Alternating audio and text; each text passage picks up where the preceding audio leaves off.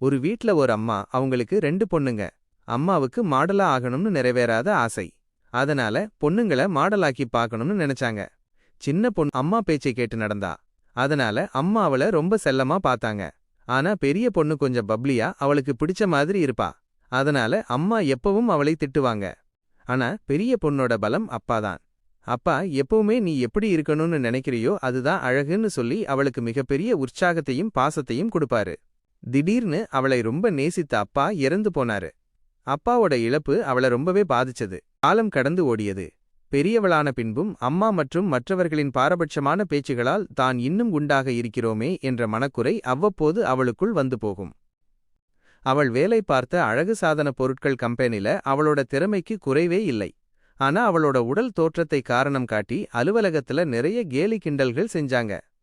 இந்த சமயத்துல மேனேஜர், உன் ஐடியாக்கள் நல்லா இருக்கு, ஆனா உன் லுக் இந்த ப்ராஜெக்டுக்கு சரியில்லைன்னு சொல்லிட்டாரு.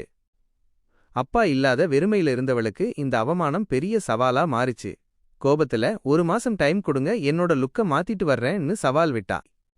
அவ தன் அப்பாவோட நம்பிக்கையை உண்மையாக்கணும், தன்னை கிண்டல் செய்தவங்களுக்கு பாடம் கத்துக் கொடுக்கணும்னு 1 மாசம் கடுமையா உழைச்சு உடம்பை குறைச்சு மெலிதான தோற்றத்தோட ஆபீஸ் வந்தா.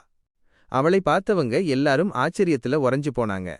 அவளுக்கு அந்த ப்ராஜெக்டும் மேனேஜர் பதவியும் கிடைச்சது. கிண்டல் செய்தவர்களின் முகத்தில் அவளோட வெற்றி புன்னகை ஒரு பெரிய பதிலா இருந்துச்சு. வெற்றி கிடைச்சாலும் அதிக வேலைப்பளு, ஒர்க் பிரஷர் அவளை சோர்வடைய செஞ்சுது.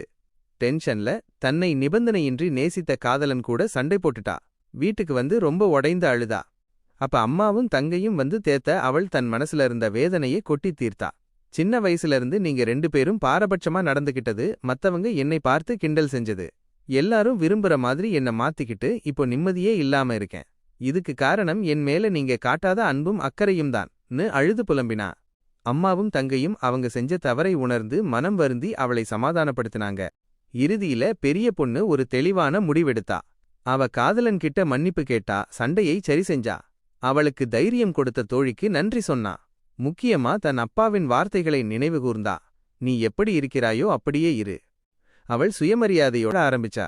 தன் உண்மையான தன்னம்பிக்கை திரும்பினதால எல்லாவற்றையும் பாசிட்டிவா எடுத்துக்கிட்டு மகிழ்ச்சியான தன் வாழ்க்கையை தொடர்ந்தாள்.